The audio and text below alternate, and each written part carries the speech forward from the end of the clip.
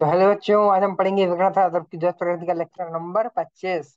24 lecture जो है हम कर चुके हैं और 25वां ये लेक्चर है। तो आशा है कि आप बहुत ही पढ़ के आओगे पिछले और लेक्चर, और सारी एनसीईआरटी मेरे साथ रिवाइज कर रहे होंगे। और अपना फासला ही खत्म हो जाएगा शायद अगले इस लेक्चर में, अगले लेक्चर में शायद चैप्टर जो है वो खत्म हो जाएगा और हमारे जो है इस चैप्टर की समाप्ति हम कर देंगे डेविसन और जर्मन एक्सपेरिमेंट के बाद। बस खत्म है चैप्टर। चलिए आज का लेक्चर शुरू करते हैं। और रुकिए जरा।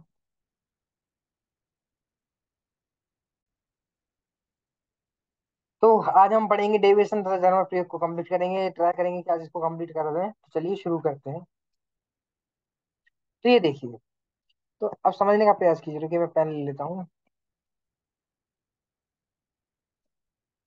तो ये जो है इतना हिस्सा,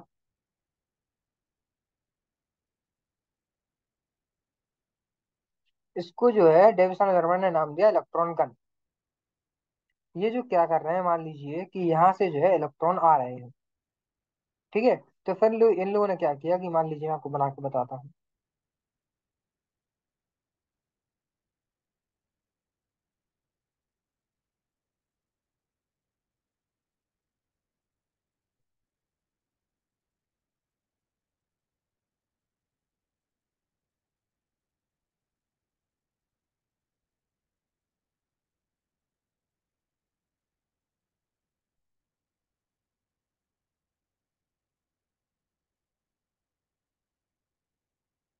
देखिए,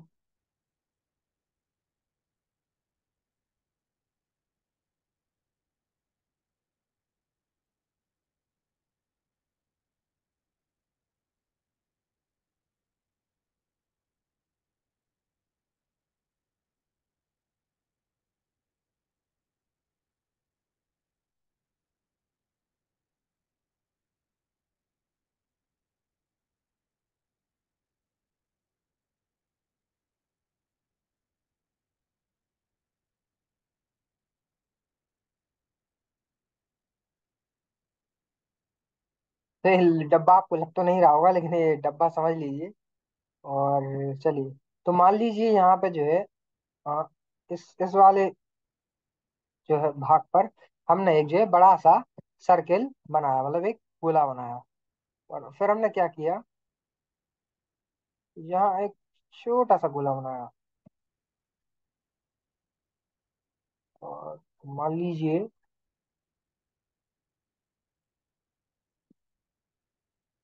कि ऐसा है।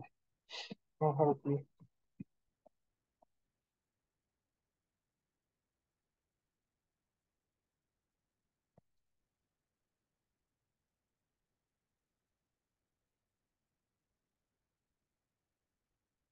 ठीक है, अब मान लीजिए मैं यहाँ से जो है,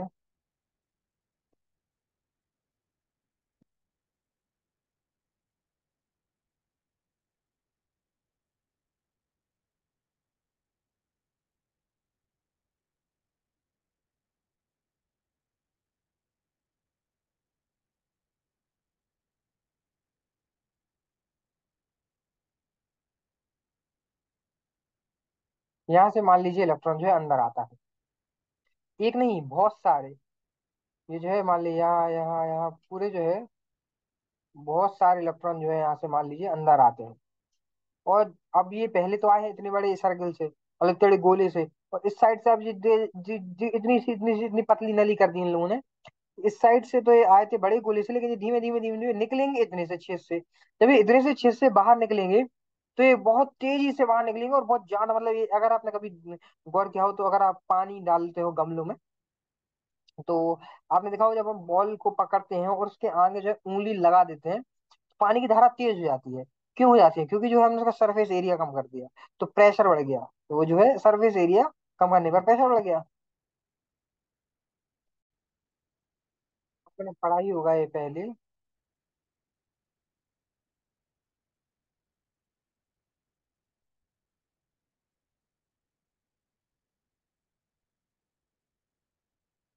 कि दाब जो है,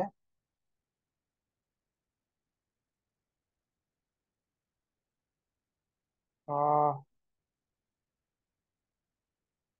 चलिए इसको मैं लिख नहीं रहा हूँ क्योंकि लिखना थोड़ा मुश्किल है माउस से। तो ये समझ लीजिए दाब जो है क्षेत्रफल के उल्टा काम करता है। क्षेत्रफल बढ़ाओगे तो दाब कम होगा, और दाब बढ़ाओगे तो मतलब क्षेत्रफल बढ़ाओगे तो दाब कम होगा, क्षेत्रफल घटाओगे तो दाब बढ़ जाएगा, और क्षेत्रफल बढ़ा दोगे तो दाब कम हो जाएगा। यहाँ पे जो है हमने क्षेत्रफल इतना सा बचने दिया, ये देखिए, और क्षेत्रफल इतना सा बचने दिया तो दाब बढ़ जाएगा। तो दाब बढ़ेगा तो इतनी तेजी से इलेक्ट्रॉन निकलेंगे, इलेक्ट्रॉन बीम जो बोलेंगे, इलेक्ट्रॉन किरण पुंज जिसको बोलेंगे। इलेक्ट्रॉन जो है यहाँ से आएगा, यहाँ से आएगा, यहाँ से जो है इलेक्ट्रॉन यहाँ से आएगा इलेक्ट्रॉन पुंज से, मतलब बहुत सारे इलेक्ट्रॉन जो है, जैसे समझ लीजिए बहुत सारे इलेक्ट्रॉन पतली सी बीम, मतलब ये समझ लीजिए कि जो आपने वो टॉर्च, वो लाइट जलाई कभी टॉर्च वाली, वो इतनी सी रहती है, इसको एक कहीं पे मारो तो एक छोटा सा निशान बन जाता है लाल कलर का, कहीं पे उसको ऐसे ऐसे ऐसे मारते रहते हैं, जो छोटी सी आती है मेलों में मिलती है। तो ये उसमें क्या है, ये समझ लीजिए उतनी पतली जो है धारा इलेक्ट्रॉन की, और बहुत सारे इलेक्ट्रॉन जब इतनी इतनी सी लाइट में जो है वो जो है कंडेंस हो रखे हैं, मतलब इतनी लाइट में जो है जमा हो रखे हैं, उसमें इसको कहते हैं अपन किरण पुंज। तो इलेक्ट्रॉन किरण पुंज जो है इस पर पड़ती है। इस पर पड़ने के बाद जो है निकल लक्ष्य है ये, तो इधर पड़ के जो है कुछ एंगल जो है थीटा बनाते हुए वो जो है इधर से इलेक्ट्रॉन जो है वापस इधर से जो है इस साइड आ जाता है। इस साइड जो है ये जो है वितरित इलेक्ट्रॉन किरण पुंज, यहाँ से जो किरण पुंज यहाँ से जो है वो वितरित होने के बाद इस साइड आता है। इस साइड आता है तो ये क्या है, ये जो है ये अपना जो है संग्राहक, जिसको जो है मतलब इलेक्ट्रॉन कलेक्टर बोला जाता है। यहाँ जो है इलेक्ट्रॉन आगे इस पर जो है कलेक्ट होंगे, तो ये जो है ऐसा सर्कुलर मतलब ऐसा गोल ऐसा बनाया है, इस तरीके के आकार का बनाया है, इसको हम जो है ऐसे ऐसे ऐसे ऐसे जो इसको चला सकते हैं गोल गोल, इस तरीके से ऐसा ऐसा ऐसा ऐसा, ठीक है। और जो ये क्या है, ये है गैल्वेनोमीटर, जो कि है जो करंट को मापता है, थोड़ा सा भी करंट अगर दिखता है तो ये जो उसको मापता है, इतना सा भी करंट दिखा तो इसको मापेगा। और फिर हमने जो है इसको जो है इस पूरे एक्सपेरिमेंट या पूरे प्रयोग को जो है हमने एक डब्बे में जो है इसको बंद कर दिया, ये देखिए ये डब्बा है, इतने एक्सपेरिमेंट को हमने बंद कर दिया, इस डब्बे को बोलते हैं निर्वातित कोष्टक। समझ गया आप? तो उनकी जरा मैं इसको रफ कर देता हूँ सारा। तो समझ गया आप ये कैसे काम कर रहा है? तो समझ गए आप इसको, चित्र ये जो है डेविसन जर्मर एक्सपेरिमेंट है। और इससे हम करना क्या चाह रहे हैं, इससे जो है हम जो है तरंग दैर्ध्य निकालेंगे, और फिर हम जो है डी ब्लू की तरंग दैर्ध्य से उसको देखेंगे कि क्या डी ब्लू की तरंग दैर्ध्य जो आ रही है वो इस तरंग दैर्ध्य के बराबर है। तो हम जो देखेंगे ये तरंग दैर्ध्य जो है, अगर जो डी ब्रूगली ने जो है डी ब्रूगली तरंग दैर्ध्य जो है अगर वो इस तरंग दैर्ध्य के बराबर आ जाती है, तो हम इससे जो है डी ब्रूगली जो है उसके एक्सपेरिमेंट को प्रूफ करेंगे। तो चलिए आगे बढ़ते हैं। डेविसन और जर्मर का प्रायोगिक अवस्था चित्र 11.7 में दिखाई गई है, ये रहा 11.7 चित्र है, वो ये रहा। और इसमें इलेक्ट्रॉन गन होती है जो टंगस्टन तंतु एफ पर बेरियम ऑक्साइड के साथ बनी होती है, ये रही बेरियम ऑक्साइड टंगस्टन से जो बनी होती है अपनी इलेक्ट्रॉन गन। इलेक्ट्रॉन गन का उपयोग क्या है, कम विभव से गर्म किया जाता है इसको, और उच्च वोल्टेज ऊर्जा स्रोत द्वारा इलेक्ट्रॉनों को ऐच्छिक वर्ग से त्वरित किया जाता है। अब देखिए आपके दिमाग में एक प्रश्न आना चाहिए कि हमने जो है इधर से इलेक्ट्रॉन जो है यहाँ आए कैसे, पहले तो इलेक्ट्रॉन यहाँ गए क्यों? ऐसा तो है नहीं कहीं से अपन ने ऊर्जा ला रहे हो, देखिए कहीं से ऊर्जा तो हम ला नहीं रहे। इलेक्ट्रॉन पट्टिका से जैसे हमने स्टार्टिंग में पढ़ा था एक पट्टिका पर ऊर्जा पड़ती है, उससे इलेक्ट्रॉन बाहर आते हैं दूसरी पट्टिका की तरफ जाते हैं, लेकिन यहाँ तो ऐसी कोई पट्टिका दिखाई पड़ नहीं रही है, ऊर्जा ही दिखाई नहीं पड़ रही है, पट्टिका क्या ऊर्जा दिखाई नहीं पड़ रही है। तो यहाँ इलेक्ट्रॉन आए कैसे? तो हमने क्या किया, मान लीजिए यहाँ ये पेन ले लेता हूँ। मान लीजिए कि यहाँ एक इलेक्ट्रॉन है, और मान लीजिए यहाँ एक मैंने पट्टिका लगा रखी है जिसका मैं घनात्मक विभव जो है वो बढ़ाऊंगा। जो घनात्मक विभव है उसको मान लीजिए मैं बढ़ाऊंगा। घनात्मक विभव बढ़ाने पे जो है और इलेक्ट्रॉन पे क्या होता है, ऋणात्मक आवेश होता है, और घनात्मक विभव यहाँ बढ़ाया तो ये इसको धक्का देगा आगे की तरफ, तो इसलिए जो है इलेक्ट्रॉन आगे की तरफ भागेंगे। लेकिन जब भी मैं इसको और बढ़ाऊंगा, यानी कि घनात्मक विभव को और बढ़ाऊंगा, तो इलेक्ट्रॉन जो और तेजी से भागे, क्योंकि वो उसको और ज्यादा बल से उसको आगे धकेलेगा, जितने ज्यादा बल से उसको आगे धकेलेगा वो उतनी ही तेजी से आएगा। तो यही समझिए ये जो क्या है, विभव को इतना ज्यादा किया है लोगों ने, डेविसन और जर्मर एक्सपेरिमेंट में विभव को इन लोगों ने इतना ज्यादा कर दिया कि इलेक्ट्रॉन को इतने बल से उसने आगे की तरफ ढकेला कि वो जो है उस इलेक्ट्रॉन जो है उस कोष्ठक में इसके अंदर जो है वो गया।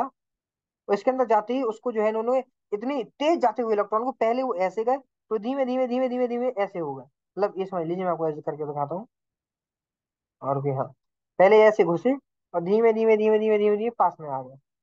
ये मैं आपको दो इंग्लिश बताता हूँ, ऐसे गए, फिर धीमे धीमे धीमे धीमे पास आते गए, पास आते गए, और जब बाहर निकले तो बिल्कुल बिल्कुल छोटी एक उसके फॉर्म में निकले, मतलब बिल्कुल छोटी एक जो किरण किरण पुंज के तौर पर दिखे। तो उसमें जो मतलब ये समझ लीजिए बहुत सारे इलेक्ट्रॉन जमा हो गए एक इतनी सी उसमें बीम कहते हैं जिसको इंग्लिश में किरण पुंज, जिसको मैं इलेक्ट्रॉन किरण पुंज नाम दिया है। तो समझिए आप। तो उच्च वोल्टेज ऊर्जा स्रोत द्वारा इलेक्ट्रॉनों को, इसलिए इसमें लगा है उच्च वोल्टेज ऊर्जा स्रोत। उच्च उच्च वोल्टेज ऊर्जा स्रोत स्रोत द्वारा इलेक्ट्रॉनों को इच्छुक वेग से सदा त्वरित किया जाता है। किरण पुंज का उत्पादन, किरण पुंज का उत्पादन कैसे होता है, जैसे मैंने आपको बताया था कि इलेक्ट्रॉन गन द्वारा उत्सर्जित इलेक्ट्रॉनों को बेलन द्वारा समांतरित किया जाता है, मतलब एकत्रित किया है लोगों ने, ठीक है, पहले इलेक्ट्रॉनों को। और इस किरण पुंज को निकल क्रिस्टल पर डाल, निकल निकल क्रिस्टल पर डाल देता है। वो अलग है, मैं आपको बताता हूँ। ये जो है अपनी निकल क्रिस्टल है, ये वाली।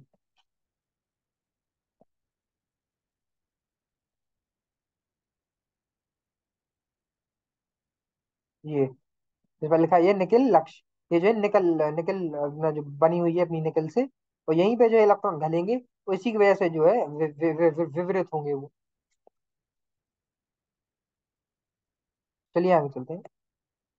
तो वही है कि इस किरण पुंज को निकल क्रिस्टल बोला जाता है। किरण पुंज कैसे, और जो कैसे बनता है इलेक्ट्रॉन गन से, वो जो उत्सर्जित इलेक्ट्रॉन होते हैं वो कैसे उससे बाहर आते हैं, वो मैंने आपको बता ही दिया।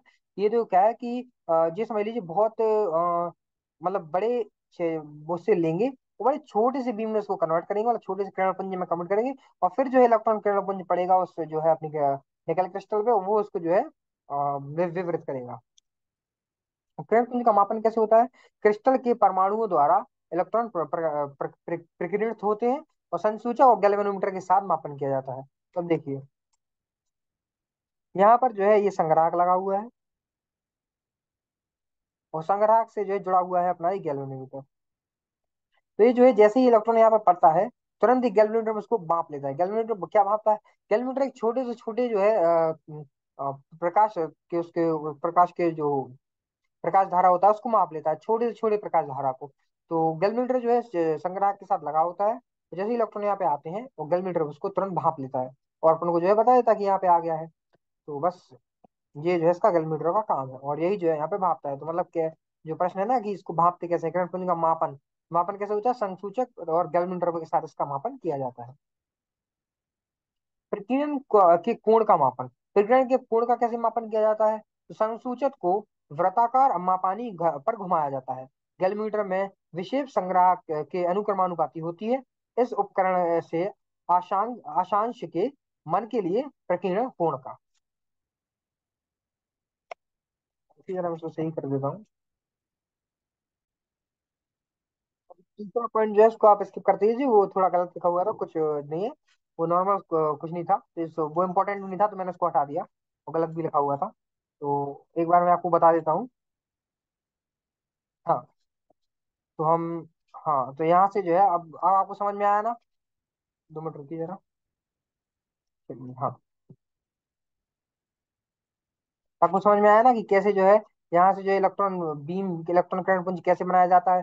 मैंने आपको चित्र बना के दिखाया कि कैसे इलेक्ट्रॉन आते हैं और कैसे उसको इतनी पतली धारा में कन्वर्ट करा जाता है, इतनी पतली धारा में परिवर्तित किया जाता है। और जब पतली धारा में परिवर्तित किया जाता है तो पतली जाके टकराती है इस निकल लक्ष्य से। निकल लक्ष्य से टकराने के बाद वो जो है विपरीत हो जाती है, और विपरीत होने के बाद जो है वो पड़ती है इस जो है संग्राहक पे। संग्राहक जो है कलेक्ट अपना जो है वो कनेक्ट होता है गैल्वेनोमीटर से।